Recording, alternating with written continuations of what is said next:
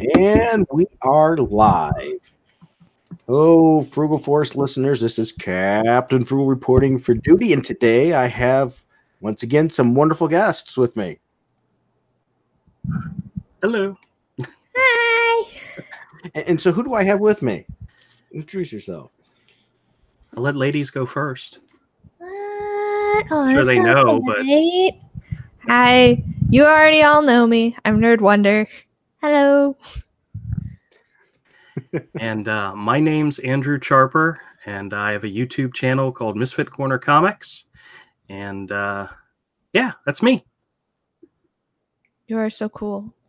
Oh my God, please don't say that. It's going to go to my head. No, I've seen your pictures. They're absolutely adorable, which is why we're here. Yes, thank you. We're here. No, I just tweeted out the link because evidently YouTube hates sharing notifications for my videos. So YouTube hates everybody that's cool, so you should take this as a compliment, Frugal. They hate everybody that's cool and me. Well, yeah. Maybe they hate PewDiePie, who gives them the most money. They hate like people that are slightly Republican. They hate people that are like, hey, this stuff on YouTube sucks. They hate everybody that makes fun of YouTube Rewind. You know, they just hate everybody. They hate everybody that does stuff that can make them money potentially. Yeah, I don't know why, but they hate money. But you want to know who doesn't hate money? Us. That's true. I'll take some. Though I don't monetize my videos through YouTube because I don't want it to have any influence by them. I'm completely fan funded. So you are free to make your own decisions. That's right. I am free to be poor. Or make less money anyway. That sounds like me. But I have control. That's what matters. That does. It is the most important thing. So today we have Andrew here, and Andrew has an interesting story, and he's got a book he wants to share with us. And hello, Eclectic 1995. It is nice to have you here. Hello, Cross Comics. Hey, Rick. There we go. We need to get more people there. There we go. So anyway, you've got a comic you're working on. There it is, Hero Book 1. Yep. This is actually the original black and white version that we did. This is actually book 1 and book 2. Mm-hmm. I'm actually a lot of people. I tell this to people sometimes, and I don't think they realize is we're already working on book 3. I'm already doing the art. I'm about 70 or 80 pages into book 3. But my friend Avery, who I've known since high school, he goes by Comics and Illustration Studio 7.62 on YouTube. We were talking about the book. It's intended to be a kid-friendly book, an action-adventure original graphic novel series, because we have plans to do 10 books in the series. And when I originally showed it to him, he looked at me and said, "You do realize you need to have it in color. If you want kids to pick it up and to enjoy it, it needs to be in full color." And I'm like, no, they'll like it just for black and white. They'll love it for black and white. And he kind of pressured me a little bit, peer pressure and so forth. So I said, all right, fine. Will you do it for me? I'll pay you. And he says, absolutely. And he's a sucker. And I at the time, I worked for a company for 23 years, and they decided my position was no longer necessary. So they gave me a nice big fat severance package and sent me on my way. So I cut him a check for the entire book, and he started working on it. And in November of last year, he finished coloring the entire book. He actually did the covers. He did the color version of the covers for me, but he finished the color on all of book 1, which is 162 pages of story. What? And he finished it, and I got so excited. I said, okay, let's run out there and start an Indiegogo campaign. And we did the day after Thanksgiving. And it ran all the way up until the beginning of Christmas. And as you could probably guess, nobody has any money during that time of year. So it flopped. So we said, we're going to wait till the spring and we're going to relaunch it. And that's what we've done. But he's already working on coloring book 2. I think last night we had a live stream, and he's working on page 38, I think. And book 2, I think book 2 is, I forgot how many pages. The main story is 176 pages. Then there's an 8-page backup story plus a 4-page epilogue. So what's that? 176, 82, I love 182 pages. So it's even bigger than the first book. So Awesome. You know, I see this and I think of Bone. Yeah, Yeah. no. I was thinking that too when you said it can be black and white. Why Yeah, I've got- does it matter? All I I've could got think of that- is Bone was black and white. Yeah. I've got- But with the color, I do go back and I do buy all the Scholastic color editions. Like it's Yeah. like, wait. They make color versions? You know I buy that. I like immediately bust in and I'm like, I need this one and this one and this one because this looks incredibly adorable fun adventure. I had a friend of mine who did a review of it one time, and he said it's like Conan meets Bone, but kid friendly. Oh my God, I love that description. That's awesome. That is the best description ever. I mean, like, okay, so it's a Bone book. It's like Bone, except instead of being Lord of the Rings meets Mickey Mouse, it's Mickey Mouse meets Conan the Barbarian. It's Bonan. Well, there is magic. There is part of one of the bases for the stories is Greek mythology. Aww. We use that as some of the basis. So we do have Greek gods in the story as well. As a matter of fact, here, let me show you something. This is actually a cool page in book 2. Do you use a lot of like it looks like the black and white is it watercolor? Oh my gosh! This is Oh my gosh! a splash page that shows off the representation of all the gods in the world. Not all the gods, I should say. Some of the gods. And the eagle is Zeus. The dove is I forgot already. I know the peacock is Hera. Is there an owl for Athena? There is no owl for Athena. I forgot who Athena was. The goddess of wisdom. I got it somewhere, but I could see Poseidon, maybe.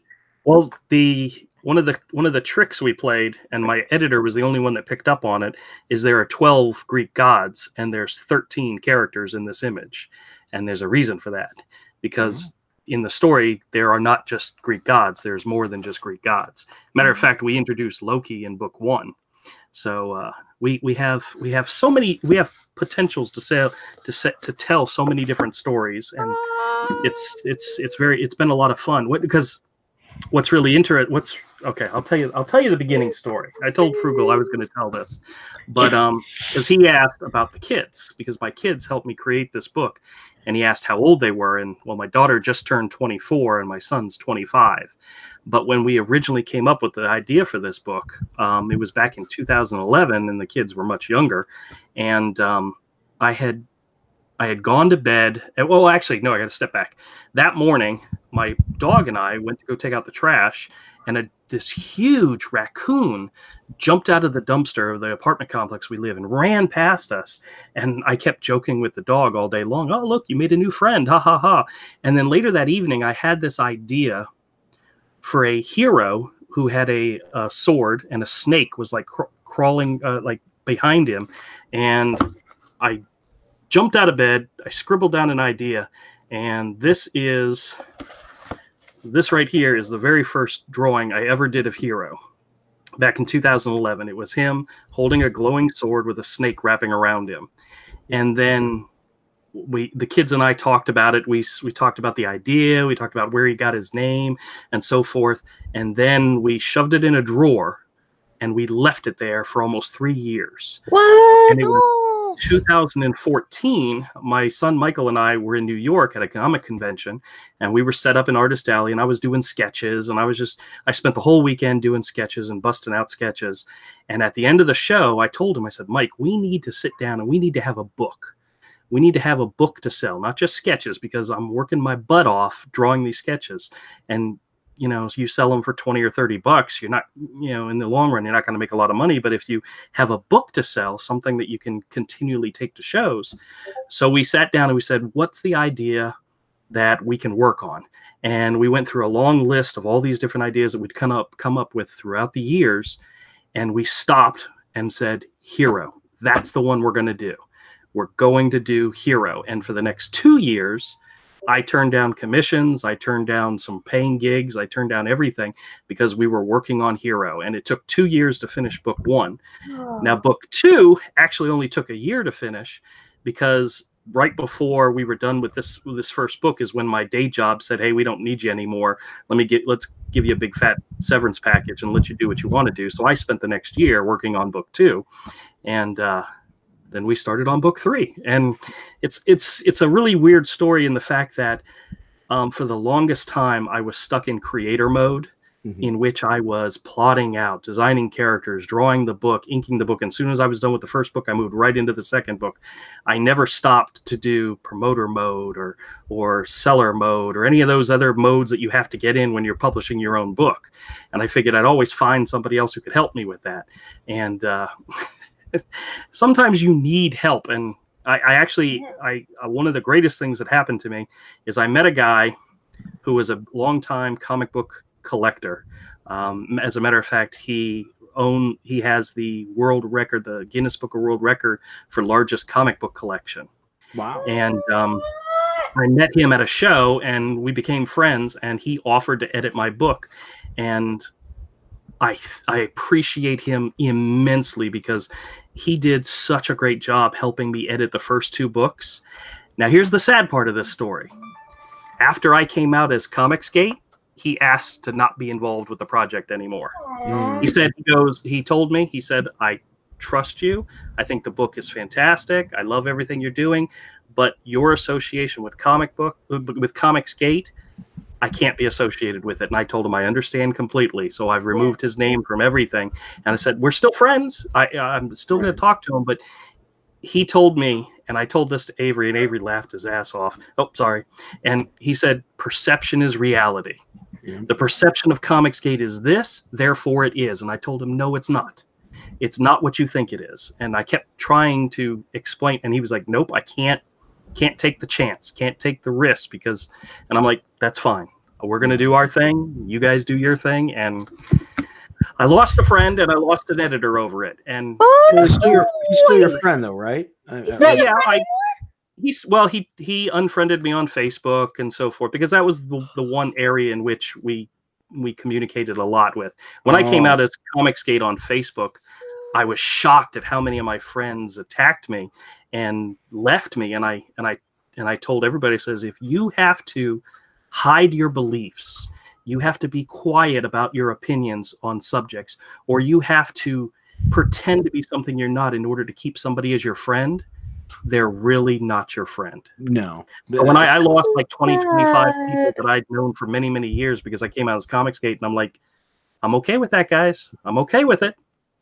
But I hope to one day, show them that Comicsgate isn't what they think it is and maybe get them back. Right. But right now I'm too busy making comics and having fun and, A true friend is going to understand you're not going to agree on everything. Plain and simple. I mean, I've got friends that I've had for 30 plus years, and we have drastic differences in opinions on certain key concepts. No wonder there and I'm positive some drastic differences. Oh yeah, definitely. I don't have any issue with her. It's we tend to focus too much on what we don't agree on or perceptions of things we don't agree on, rather than the actual things we do. Right. And that's sad that's happened. And like you said, maybe that perception will change, but unfortunately the smear campaigns are hard. Oh yeah. Well, I actually had one of my friends who I've known since high school, who's a journalist. He's a video game journalist, and he came out. Oh no, I know where this is going. It's just like Gamergate. It's horrible. It's all this. He says, I've wrote articles about it, and I said, please share your articles with me. I want to read what it is what you know about this movement, what you think it is. And he never responded. He never shared anything with me. And I'm like, okay, that kind of explains it. But I told him, I said, I believe Comicsgate. It's a consumer movement. It's people who want good comics that are good, that are fun, and are for everybody. We're not trying to pigeonhole a comic into a small group of people. We want everybody to be able to enjoy it. Heck yeah. We don't want creators that attack their fans especially when they say they don't like their work. And I've said this numerous times. Somebody came out to me and says, I've read your book. It's a piece of crap. My first thought reaction would be, thanks for reading it. It's great. You know, Thank you. I'm going to do, the next one's going to be better. I promise you, you know, and creators shouldn't be attacking their fans, especially if they don't like their stuff. And I don't want to push politics. I don't want to push social agendas. None of that stuff should be in these comics. They should be fun for everybody. But then again, if you're making a comic where that's your theme, go for it. Be my guest. Yeah, if you want to talk about, you know, sexism and racism and homophobia and all that stuff as the basis of your book, that's fine. Go for it. Do your thing, but don't force it onto people. Don't force it down their throat. You know, because how many times have you read a comic, especially a modern comic, where you're getting into the story, you're loving it, and all of a sudden somebody makes a comment about the wall or something, and you're like, oh, you just totally blew me out of the story. You totally killed me. Yeah, and dude, it's so annoying. Yeah, like I have friends that have literally just told me at points, it's like, I just want some escapism, man. That's I right. just want to get out of here. And I'm like, I know, like, this is supposed to be like, and you want to know what? You can definitely put in these views and so forth, but as you said, you can't jam it down their throats. Subtlety is key. Subtlety that lets you fit through. You're jamming it. There's a tiny hole. You gotta slowly push people through the hole. If you force things to go through the hole, it's going to break. That sounds really weird and dirty slightly, but I hope you understand what I'm getting at. I love it because people often ask me when I say my thoughts about that and politics not in comics, and they go, would you be okay with it if you agreed with the politics? And I said, no, that's the thing. I prefer, if it's going to have politics or any kind of current agenda to it, what I like is when they present possibly both sides, both views with different characters, and let you, the reader, come up with your own thoughts on that. Yeah. I like this one analogy that somebody brought out when they talk about, you know, like people are like, well, there's always been politics in comics. Somebody made a great analogy thing where it's like a guy complaining, there's always been salt in food, pours a giant salt lick on your ice on like in the soup. Why don't you like it? It's always been there. And there has been, and that's true. But usually in that case, with some exceptions, they were better written stories, and it wasn't the key point of the story. Yeah. Right. It was, you know, and there were some ham-fisted ones. Absolutely, there were some Amazing Spider-Man and things. You know, at times. A lot of people bring up an example of Watchmen. You know, the whole denuclearization and Russia and all the political stuff that was in there, but that was so important to the story. You know, that was setting the whole entire theme of the book had to do with the fear of nuclear war and nuclear attack and so forth. Just like Dark Knight. It wasn't subtle. It was part of the story, the setup, you know. The theme is fine if it's part of the theme, such as when they did it in The Dark Knight, how it was all like, you know, it was also the Cold War. Cold War was super mega scary. So some people wrote about it, but not every book tried to be about the Cold War. It was only like 3 or 4 books, and then the rest were like, oh, hey, let's do a magic adventure over here. Oh, look, an alien. And that's one of the reasons I love what you're doing here. It's, you know, not a political thing in people's faces, but I also love, I'm a big proponent of family-friendly stuff. Me too. Because I like kids to get reading. I've said that time and time again. You get kids reading early, they're going to love reading. They're going to learn more and be more successful. And it's just shown again and again. Well, one of the things I've always said about this book, and it always, every time I do the analogy, is I'm kind of following what J.K. Rowling's did with Harry Potter. Before she went cray-cray? What I mean by that is you're going to turn the characters gay later on, right? No. Well, everybody's gay. I don't know if you heard about that. Yes, I have, and that's just an attention-grabbing, stupid move. But I don't mind Dumbledore being gay, but do you have to bring it up every 5 minutes? Well, what I'm referring to when I say the Harry Potter model is that if you've ever read the books or you've ever watched the movies, the first book was like all fun and games, and the last book was all out war. the books and the story grew with the readers. And every book and every story became more darker and more, there was more peril, there was more excitement, it was a constant build. And it wasn't so much that they were, if this story starts out as kid friendly and somebody that's maybe 5 years old picks this book up, and in 10 years, when we're done with the 10th book, that person's going to be 15, 16 years old. You can't maintain the kid-friendly, hey, everybody, let's go out and have lollipops, you know? There has to be more, and we have a plan for a building story that will grow with the readers as it happens. And that's when I say Harry Potter, that's what I'm referring to, is the fact that the books, they didn't talk down to kids in the way that it didn't. By the end, it wasn't. They were still not just having stupid fun. Yeah. It was serious. People died. You know, things happen, and there was what is the term? I'm blanking. Consequences. There were consequences to actions and to things that happen, and that is most definitely going to be something that's built into the story. And what's really funny is that when Mike and I originally sat down and started talking about this, that image that I showed you with the snake, the entire setup for this first book was to get to that point. That point actually happens in the book in the last chapter. Don't spoil everything. Well, this is there's images is out there where the snake comes up and he confronts them. And I'm not going to tell you what happens. Good. But the entire book was to get to that point. And originally the story was they just go out on adventures. There was no goal or anything happening. And as we were developing the book, we realized there was an overarching storyline that we were developing. And I'll tell you a little bit about it. It's not a spoiler because I've talked about it before. Good. But Hero is one of 13 siblings. And all of his other siblings, he has 10 before him and 2 after him, his twin sisters that came after him. And all of his siblings have gone out into the world and have adventures. And he finds out that he needs to... Stop it, Charlie. He's trying to get my attention because he hears me talking. He wants my attention.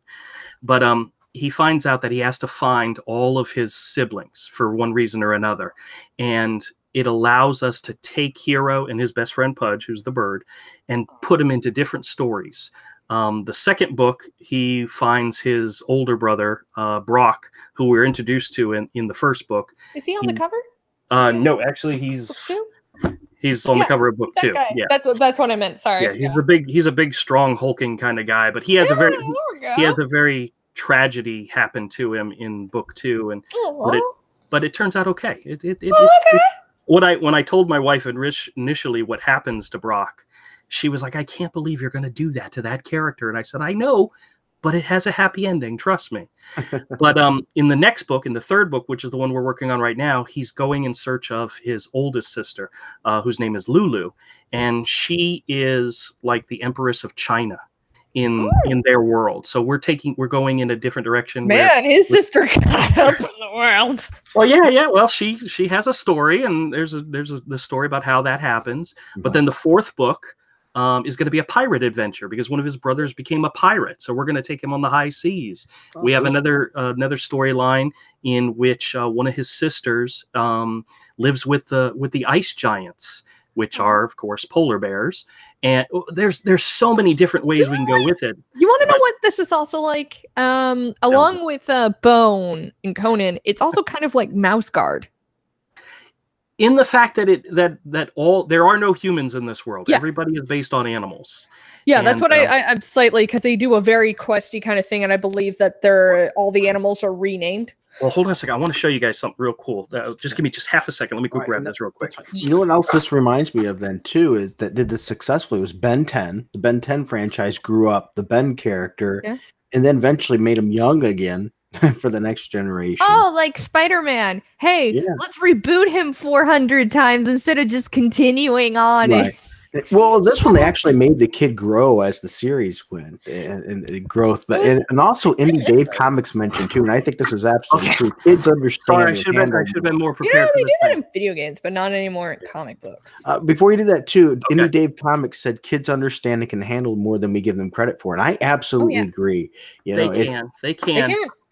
But I don't. Batman animated series proves this. Like they wanted to make a series that was enjoyable for adults and kids by not talking down to children, and Die Hard, great series. I think I mean by plot wise and stuff, not graphic wise and everything. I'm not talking graphic wise. I mean, look at that series. That series is really good writing. Absolutely. Two of my biggest fans are when I met them, they were 4-year-old and 5-year-old. One was a little boy in New York, and another was a girl here in Jacksonville. Who they're a little bit older now, but I shared the books with them, and they absolutely loved them. And I always got there. And here's one of the cool things.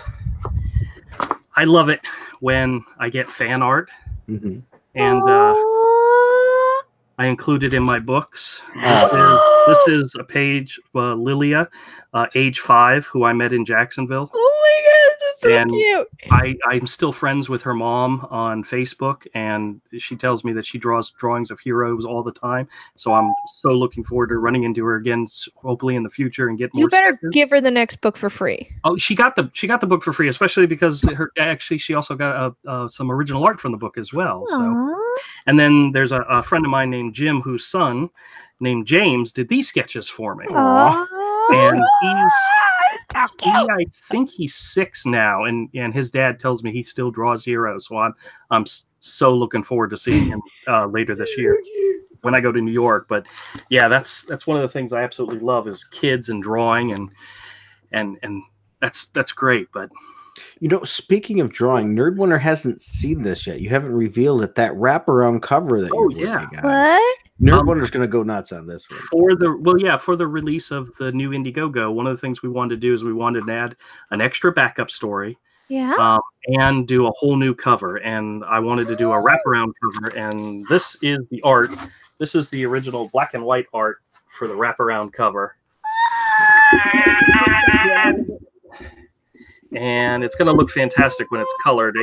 Avery's working on it now, but you got Hero and Pudge here on the cover, and then in the background you've got the snake, you've got a wolf, and you've got the silhouette of the main bad guy who goes by the name of the Rat King.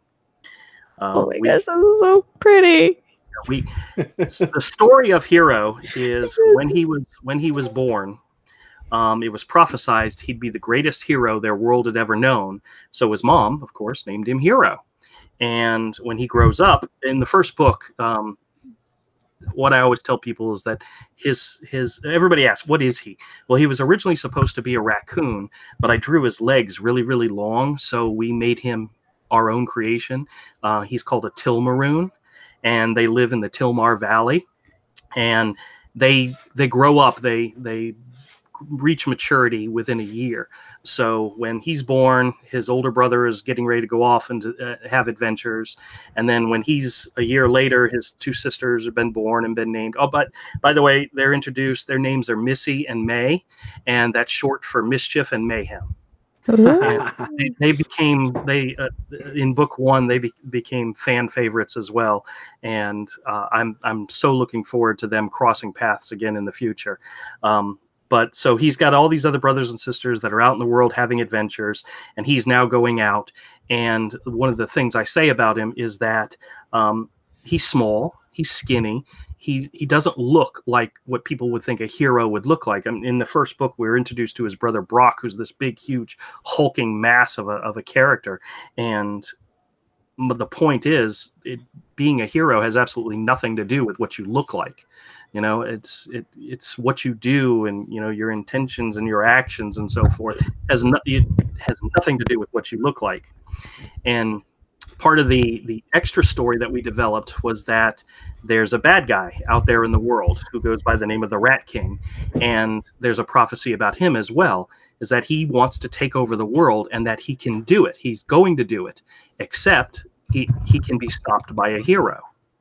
And so based on just simply the character's name, the Rat King has sent minions out into the world to find this hero and to either capture him or destroy him. And the snake and the wolves are part of that group. But while in the background, while the Rat King is trying to take over the world, Hero and Pudge are off on adventures and don't realize that there's people out there looking for them, and they're hunting them down. And It's going to lead to more and more stories, and more stuff is going to happen, and it's all good stuff. It's all good stuff. I like this. It's gonna take some stuff to color out. Yeah. You know what? Why don't we go to the Indiegogo page so people can start seeing what's out there so far? Can I show you just one thing real quick? Oh yeah, absolutely. Yes. We were talking about Mouse Guard, and one of the things about Mouse Guard is that all the characters in this story are based on animals.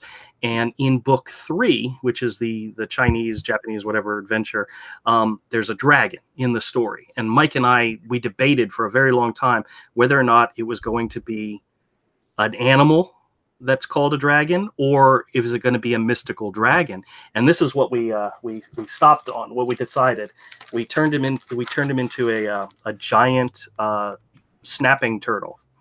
So this is Hero's version of a dragon, and Snapping turtles are terrible, so I totally am for this. They are horrible creatures, but there's a really great once we get to the end of book 3, there's a really great scene that I can't wait to draw. I can't tell you anything about it because it's a big surprise. Okay, but no, I can't tell you. Don't. But one of the things I did with the stories is, in the first book we had a story within a story, which Hero and Pudge are going through the forest, and Hero's telling Pudge a story. And one of the things I did is artistically is I changed the medium that I used for the story. I used charcoal pencil instead of black and white inks. And then in the second book, we did another story within a story, which is Brock telling his story. And it was done in really dark blacks. Kind of my idea was to do like a Mike Mignola thing, but I'm not really that good. But in the third book, we did full pencils. So this is nothing but pencils. And so the backup story, there's actually 3 backup stories, is done in a different art style with the different materials, and this particular one is all full pencils. So I had a ball working on this. So You did such good work. Look at that detail. I want to hug it. Since we're talking about you and drawing, you're gonna be drawing some more tonight on another live video, correct? Yes, I'm going on to the drawn and quartered fan edition. Yes. I was trying to get on last week, but I couldn't figure out how to get the link, and Chester was kind enough to set me up this time. But it was a very, very boomer moment. But I'm going on tonight, and I'm going to draw. I have no idea what they're going to draw, so I'm sure we'll figure it out. But awesome. my only issue with drawing live is that I draw kind of fast. Mm-hmm. So when they're talking about doing a 2-hour live stream, I could probably do 3 or 4 drawings in 2 hours, but that's okay. Do it. I'll have to slow down. Just make them all look bad. Just like you got choices with me.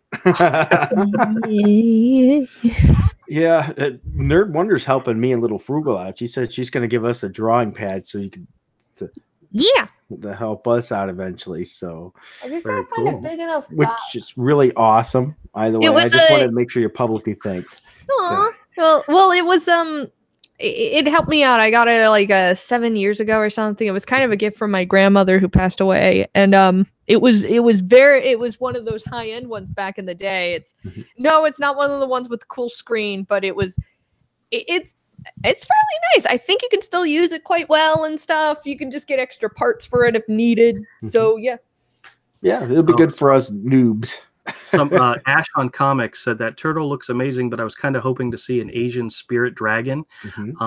I actually do have plans for a demon otter that's going to appear in one of the backup stories, where I take references from actual Japanese demon masks.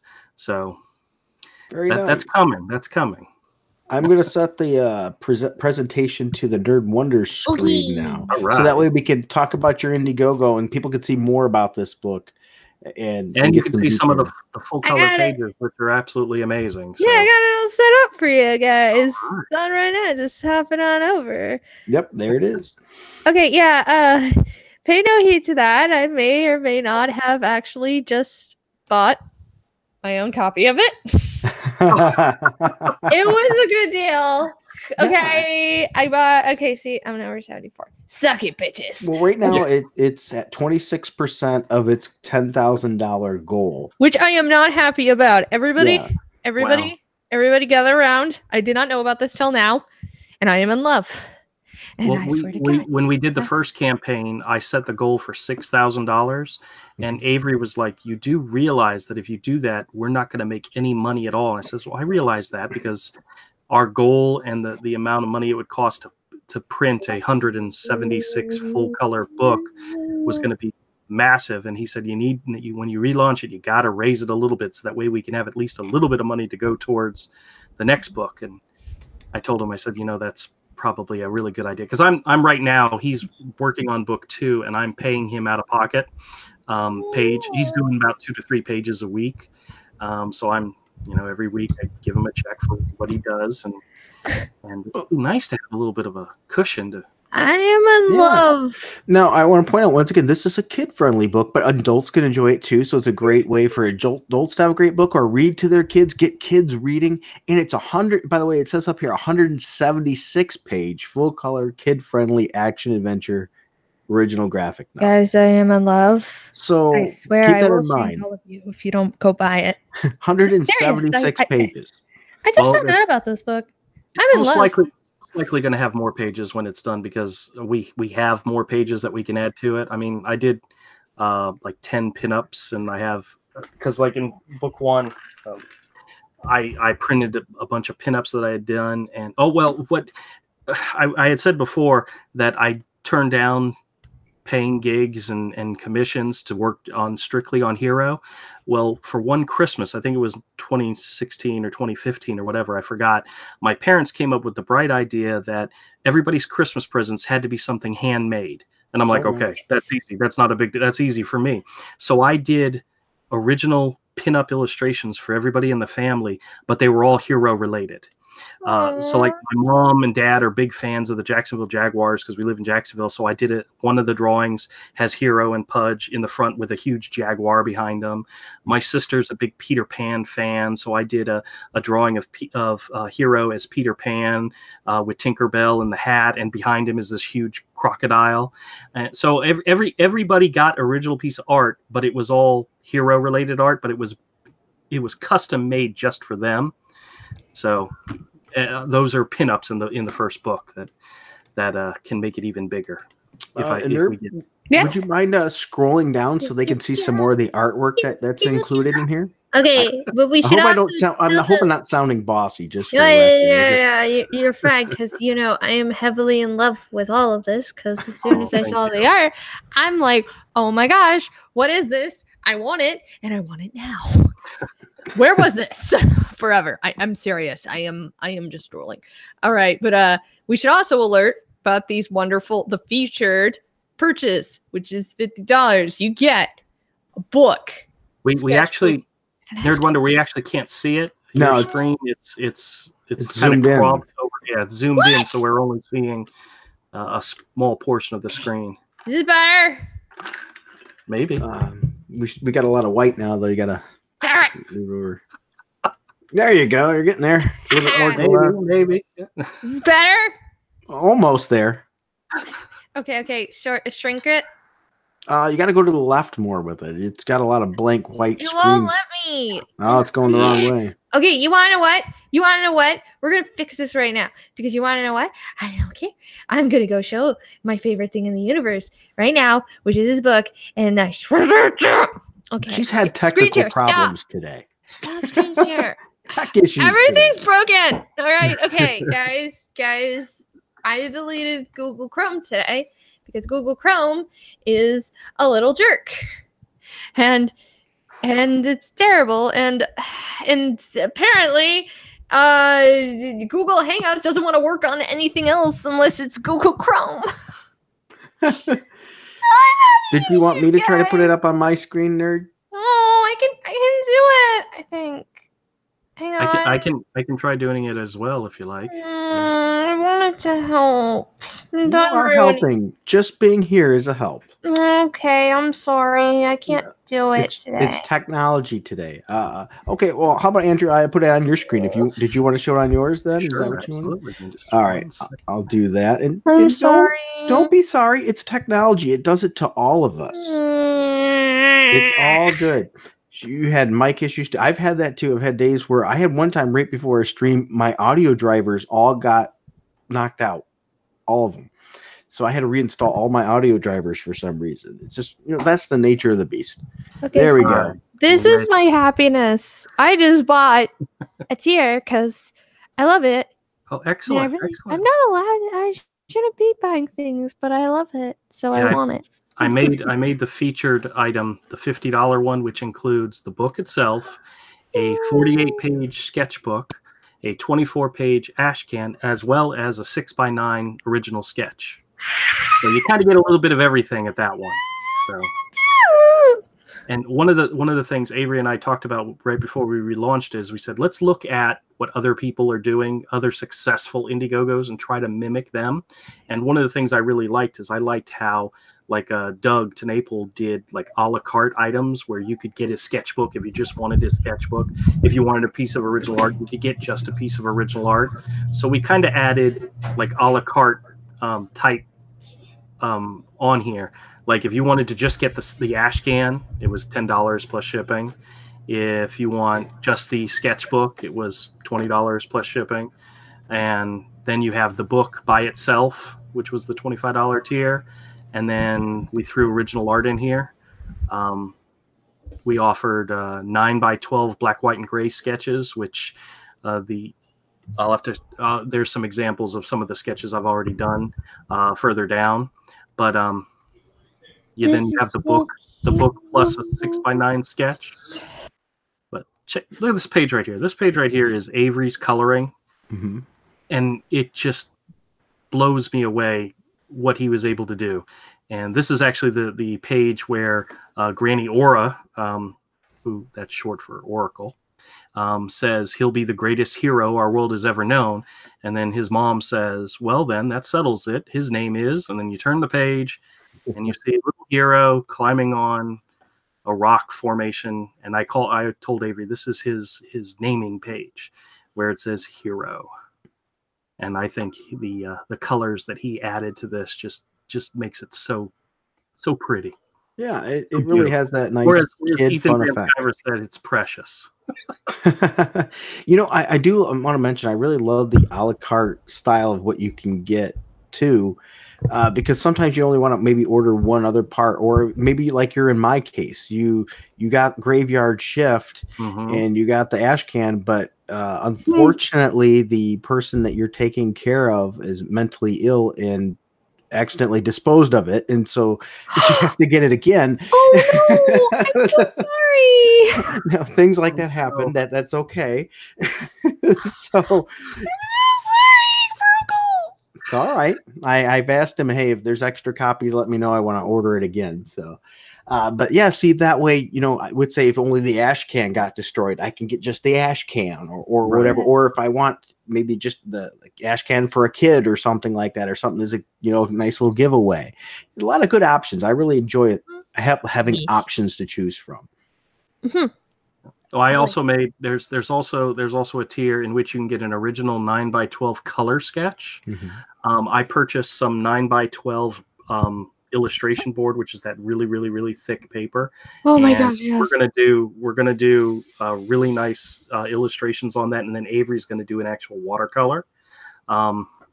I'll actually have to see if I can show you guys. He did one as a test, but the scan came out really dark. So the original itself, actually, do I have it? That's it. That's the tier. I got the tier before that, the book 1 plus the 6x9 sketch. Oh yes. Here, let me show you real quick. That's what I got. Camera. Yeah. This is an example of Avery doing the color of one of the sketches. That is so cool. This is great. Oh, This is the funny story about this is that when Avery was coloring the cover, he actually asked me, he said, okay, what color are the characters? And I always imagined the book in black and white and gray. I never imagined it in color. And I told him, I said, animal colors? And he's the one that actually colored Pudge, the bird, blue. And when he did it, I looked at it and went, that is fantastic. Because when he asked me, I'm like, bird colors, I don't know. What color are birds? I have no clue. And he chose to color him blue, and it just made the character more real for me. And it's just, I appreciate the fact that he was willing to do the job, and he's a wonderful person, even though he's a pain in my butt sometimes. But now, that's what friends are for. So that's the inception of this idea. When your kids were kids, your kids are now not kids anymore. So, well, the funny thing is that Michael helps me. He does research with me, and he helps me come up with some of the ideas for the stories. But the initial work that they did with me, and they'll tell you this, is that I would come to them and say, hey, I got this idea, and then I would throw it out there, and they'd go, Dad, that's really, really dumb. I said, okay, I'm going back to the drawing board. I'll try again. My daughter actually helped in the early stages doing some of the designs for the characters, because Hero didn't look like this when I first created him, and she helped me with some ideas, but she's kind of been hasn't had the time to get involved, even though my kids, they're really weird in the fact that my son got the brains and my daughter got the artistic ability. My son cannot draw stick figures, but he was salutatorian of his high school class. My daughter went to the same art school that my wife and I went to and graduated as a printmaking major, and originally went in to do art in college, but changed her mind and did other things. Mm-hmm. But she's got the artistic chaps, and my son's got the brains and the storytelling. And I told my wife, I said, one of the reasons why when I sent these books to the Copyright Administration office to get them, once they were done, to get them copywritten and so forth, that it was listed as me and both of them as creators, and is that if something ever happened to me, I know they could continue on the story. They could make sure it got finished. I hope nothing happens to me. I hope I'm still here 10 years from now, but I know in my heart that if something befell me, that they would continue it and they could do it. It's really nice that they got to grow up with this project with you, and I think that's absolutely fascinating. Like you said there, it's even more cool now. I know that you got to bounce the ideas off your kids when they were little, and get a kid's perspective for a book that's for kids and adults, which is great. And now they have other hands involved into it too. That's really cool. Yep. But they both were very, very, very encouraging, and they both wanted me to do this and wanted me to do this project. And my son he's helped me more. He helped me with the direction of book 1. With book 2, it was kind of mostly all my idea, where he threw out, a few ideas. But in book 3, he's gotten back into it because he really likes the Chinese aspect to it, and the dragons and the monsters and so forth that are going to be involved in it.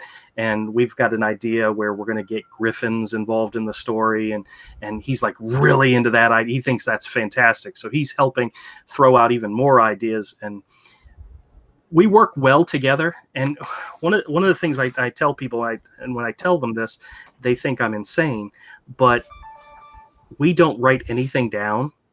He and I'll go out to breakfast, and we'll sit down and we'll say, okay, we're going to work on the next chapter.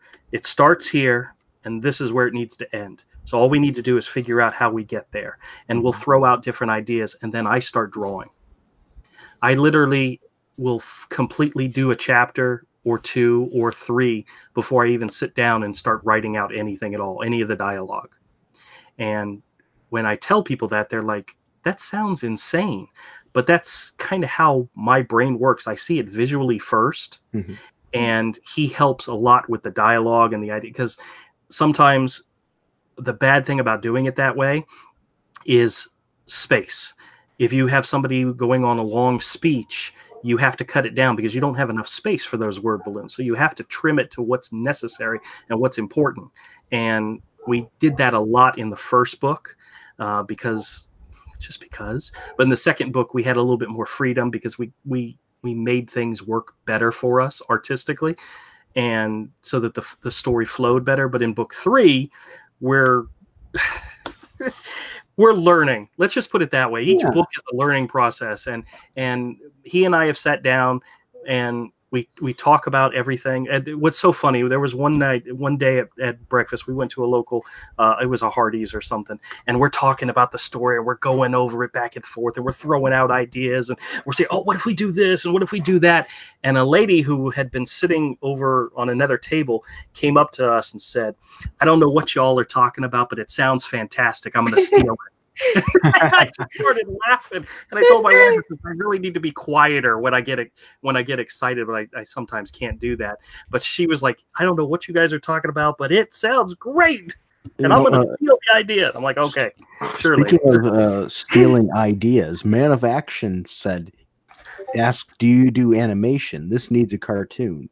To be honest with you, if someone came along and said, hey, this is fun, fantastic, let's turn it into animation, I'd be all for it. Go for it. That or a video game. Well, I've always thought about the card game aspect as well. Even though I'm not a gamer, I've never played a card game. There's things in this world that would work really well for stuff like that. And that may be something that happens in the future, but right now I'm just trying to do the books. Yeah, this is it's beautiful, but I keep saying that. And well, here, I'm just drooling all over it because I want more fun things like this, and it's kid friendly, which is really important. That we need to give this stuff for kids. Like, look at all the kid friendly stuff that we have right now for children, which is actually I have no clue, but nothing fun. There are some out there, but it's very few and far between. Yeah, and I'm really talking about as well, like original stuff. Like we got DuckTales and stuff, but like nothing. I don't know. I don't find a lot of original kid stuff nowadays. It's kind of hard to find. It's almost like it's an untapped market, and a lot of people think, you know, kids are beyond comic books. They're beyond graphic novels, and I don't think they are. I think they just need something that, you know, is fun and entertaining. And I think it'll happen. People who find this book will fall in love with these characters. They'll love them as much as I do. They'll want to see the continuing adventures. And there's going to become a time where somebody in the future is going to pass down their book to somebody younger and say, here, check this out. And I just think that's fantastic. I want to be somebody's Walt Disney. I want to be somebody's Stan Lee. I want them to say, hey, I was there when it started and it's great. And I want to see more stuff like this too, because I give a lot of comics away. Particularly to kids where they have families that they really can't afford much, so they're not able to get a lot of stuff. So I love giving them comic books and stuff to read, and they really appreciate them. And these people that think that kids don't read, no, they read if they find something they like. And they will love it, and just to see how happy they are. You know, I just mentioned this on a video I did for the Alterna Comics. My son had a Scholastic day or whatever at school where they got to go to the Scholastic. You know, that Scholastic little bookstore brought there. I love those. And one of the kids didn't have any money for a book, and so little Frugal came home and he goes, he didn't have any money for books. So I said, well, take these comic books and give them to him, and the next time they have a Scholastic day, we're going to have him bring some extra money so that he can buy a book. That's great. But it's these kids want to read. They want, but there has to be something they want to read, literally, and not garbage and stuff like this. Just this is the kind of thing that gets to me. It's like, yes, let's give this to some kids. Let's make them happy. Like, remember when you were a kid? Like, I guess I'm from a different time period or whatever, but I remember as a kid, like, there were all these books that kids loved reading, like, R.L. Stein Goosebumps or something like that, or Animorphs was a big one. Harry Potter, the Golden Compass series. My favorite was Bunnicula. Yes, which I found out later they made into an animated TV series. I did not know that. I knew they made a younger version of Bunnicula, and I read those first, and then our school decided for one of my classes did a book on tape of Bunnicula, because sometimes a book on tape is easier for kids. So we just read all of Bunnicula. It was great. And maybe it wasn't a book on tape. I forget, but I did like it. But yeah, like there's books kids still read, but you gotta give them good stuff to read. And I get it. Like, everybody thinks they're a poet. Everybody thinks they're the next Earl Token. But sometimes your stuff ain't gonna hit the kids, all right? Like, but that's what we need. Like, honestly, you're right. That is the sole reason that kids do not read books. Like, I stopped reading books because I was given books that were utter trash. Well, one of the other things, and a lot of people will say this, is that there also has to be fun for adults. Yes. Another one of our models, so to say, is Pixar movies. If you go see a Pixar movie, there's always jokes and references that kids probably are not going to get, that parents are just dying because they know exactly what's happening, what they're talking about. They get the reference. And we wanted to put references to stuff like that. Like this, what I have on the screen right now is the first 5 pages of book 2. It's a kind of an homage to Raiders of the Lost Ark, where Hero's got this valuable rock that he's running out of the forest, and then all of a sudden he's got tree frogs, Aborigine type tree frogs, throwing darts and shooting bows and arrows at him, and he's running for his life to get away from them. That was 100% taken right out of the opening of Raiders of the Lost Ark. So, I mean, we have references to The Hobbit, and we have references to Star Wars, and we have reference to all the things that we love. Like Mike and I are we like comics, we like toys, we like movies and animation, and just all those things are crunched up together and pushed into this book because it's all the stuff we love. So it's if you're an adult, you're going to enjoy it too. And you know, another all ages book, and we got the guy in the chat right now from Sporkman Studios, the Sporkman books. That's all age too. Yeah, I love Sporkman. Yeah. So, but most definitely, and I think anytime you can bring a family together, like you said with Pixar, that's one of the reasons they're so successful. The parents got to take the kids to these movies, but they're not going to take them to these movies continuously if they hate the movies. Right. So there's got to be something in there for everybody. And that brings the whole family together doing these things. I mean, you could sit with your kids and read those. Or what I like to do is I read some of it and little Frugal reads some of it to me. So it's helping him learn and get better at his reading. Yep. And I'll be doing that with my daughter. She's 3. She's not quite there yet, but she sits and hears the stories, but she'll be reading them with me too. Well, one of the things we did when our kids were younger is we did chapter time every night. We would pick a book out and we would sit down and we would read a chapter. And we started with the Harry Potter series. By the time we got to book 3, the kids were reading them themselves. And actually they finished the series before I even got a chance to, because we got the book and then they gobbled it right up.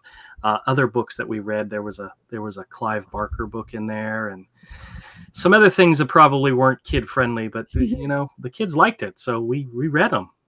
Yeah. But I remember that. Our whole entire family started doing that with Harry Potter as well. I think there was a book before that as well, but we did a few books, but it was really Harry Potter that we would sit down and we'd read. My mother would read it to us because my brother was very young at the time. And we suddenly started noticing her dad was walking in. Because he was like, you like, sure, go ahead and and that also brings back to make a series that also adults can enjoy. He fell in love with Harry Potter. He loved Harry Potter. He's like, and the Death Eaters are the coolest. And like, he loved the villains. He thought the villains were so cool. He thought the Avengers were so interesting that when we were old enough, it was still traditional and still wholesome for our mother to read it when we all got together. And then he stole the last book. He stole it on a business trip and read it all. Well, I hate to admit it, but I read the Twilight series. Why would you do that? Because there was a time where it was important for us to know what our kids were reading, and my daughter was reading it, so I felt it was necessary.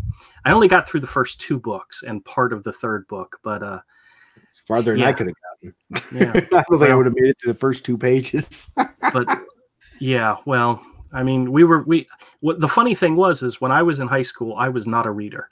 My wife was the reader. She could devour a paperback book in a day or 2. Whereas me, I wrote books. I wrote book reports on books I never read because I just was not a reader. It wasn't until I met my wife that I started reading again. And Dean Koontz was huge with us. We loved Dean Koontz and we would devour those books, and my daughter would read them and my son would read them. My son has read, when he went to college, we found out in order for him to get his associate degree, he had to get one more class, and it was an English class, and he hates English. But he was able to sign up for a class that was based on Game of Thrones. And the syllabus was you had to buy all the books from Game of Thrones, you had to read them all, and then at the end you had to do a group project where you actually wrote a story based in that world of Game of Thrones. And he was like, he got like a B+ in the class at the end, and he was like, Dad, that was the greatest class ever. But it was instilling the reading that helped, and that's just read with your kids. It's fantastic because if you get them to read, they will learn. I've always told the kids, you're not going to learn everything in school, but if you learn how to read, it's endless what you can learn.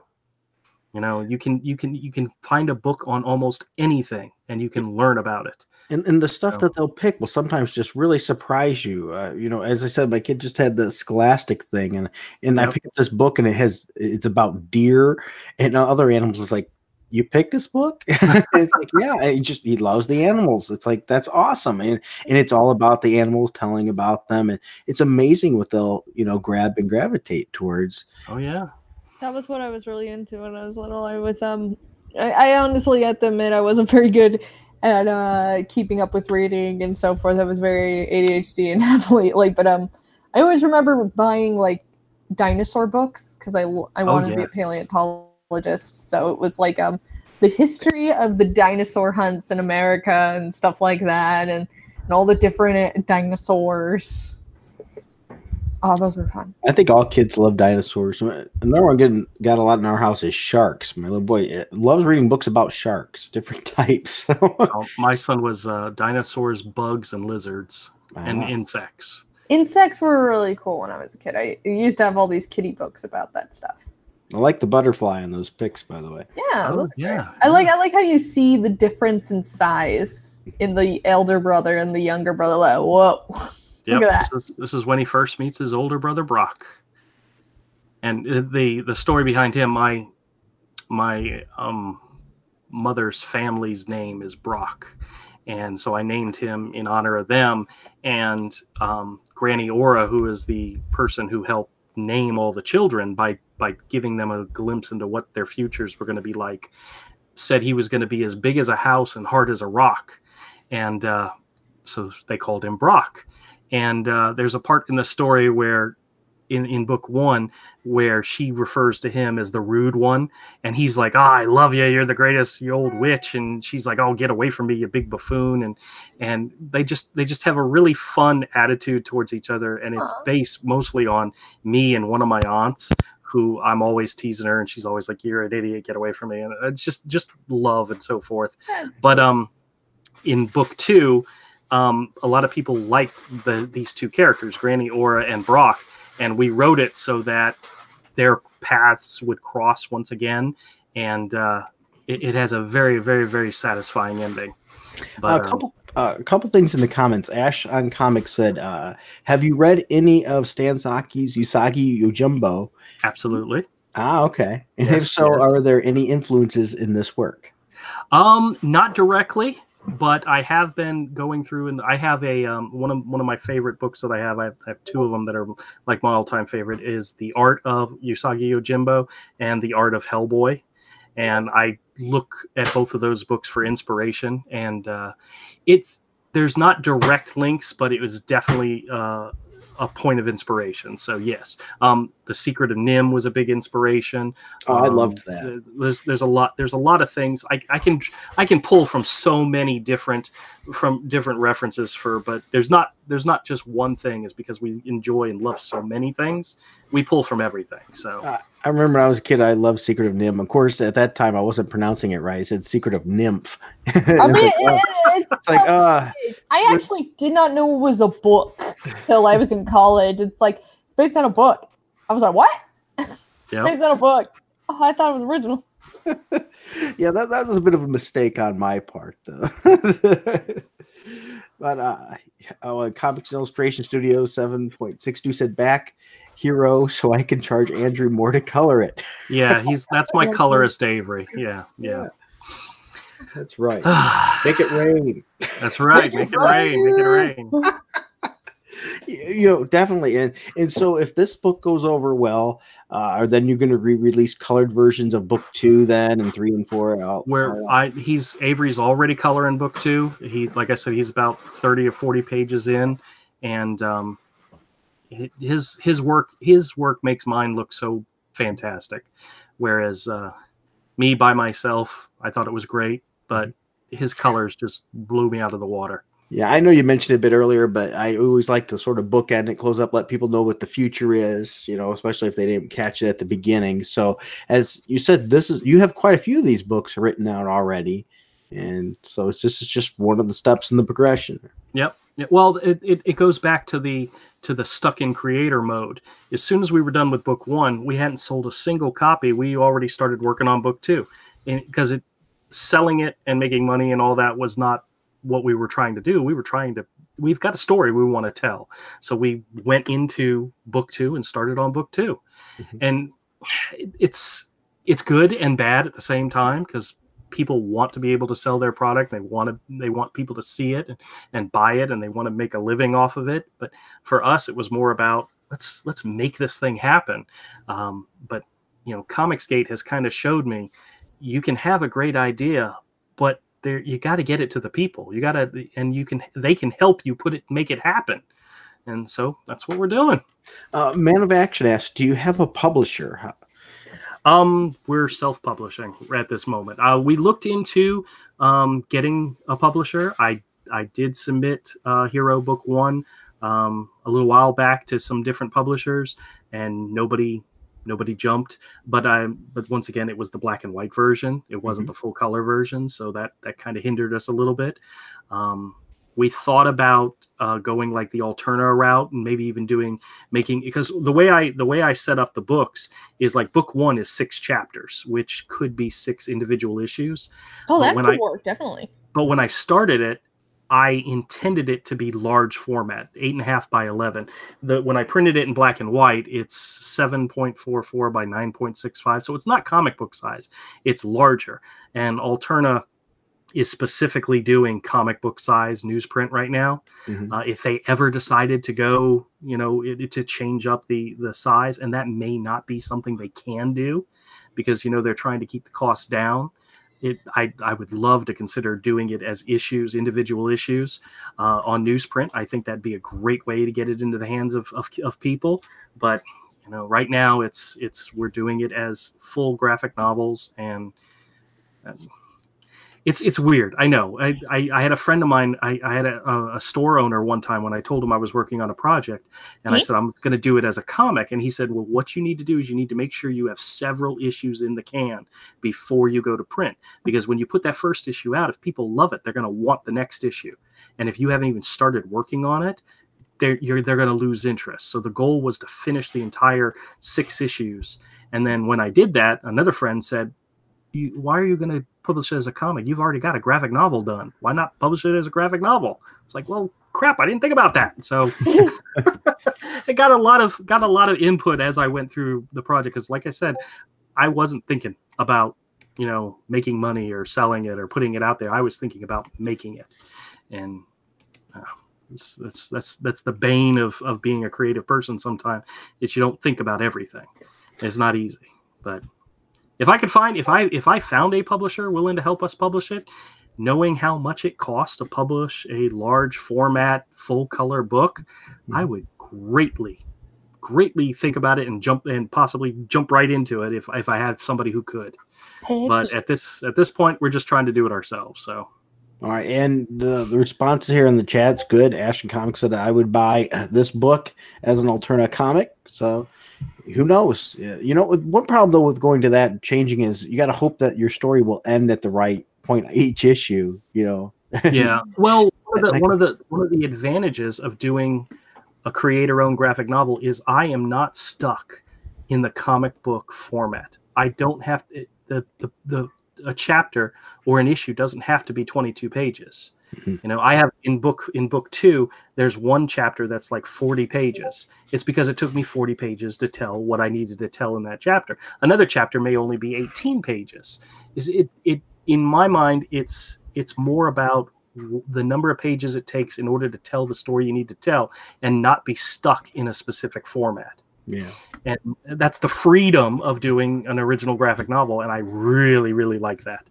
I highly recommend it to creative people. If you want to do something, do an original graphic novel, because you can do anything. You don't have to be stuck in any type of preconceived notion of what it's supposed to be. You can do whatever you want. I like the story.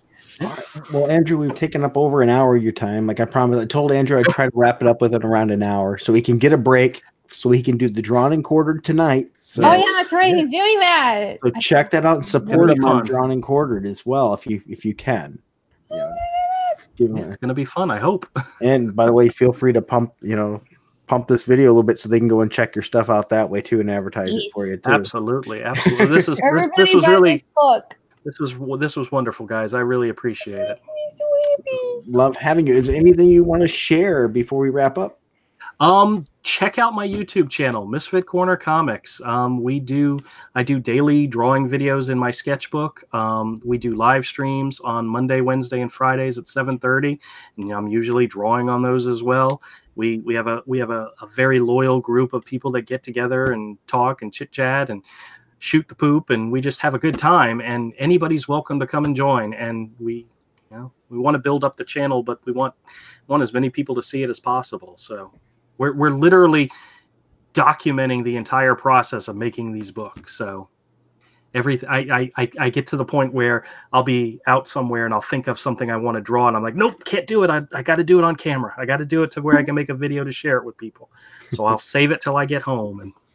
And speaking of that, then in case they don't know, what's your YouTube channel? Misfit Corner Comics. There you go. There we check go. them on there. Lots of information. You said what, 3 videos a week or more? 3 live streams, but we do videos every day. There you go. Yeah. Quite a bit. All right. And how about you, Nerd? Anything you want to wrap up with, pimp out before before we close? Everybody buy this book. I am officially in love with it. I just backed it. Please. I love it. And it's my best friend now. Oh, thank you. You're welcome. It's beautiful. Excellent. Well, thank you, everyone that's joined us. I know not everybody could stay on the whole time, popped in and popped out. So hopefully you check this book out. I always ask you, at least just go on the page, check it out and see if it's for you. It might not be, but maybe it is. Or maybe it's a great gift for somebody else. You know, doesn't always have to be for you. Maybe you have somebody else. They think, hey, this is something that right up their alley. It might be worth checking out in your time. That's all I can ask for right there. Thank you for watching, everyone. And if you don't mind, hit that the like button or something like that so more people can see about this and see this awesome art, hear about this awesome book. Yes. And until next time. Well, you had something else, Nerd? No, I was going, yes, in agreement. 'Cause I love this book. Let people see this art. Until next time, keep it frugal.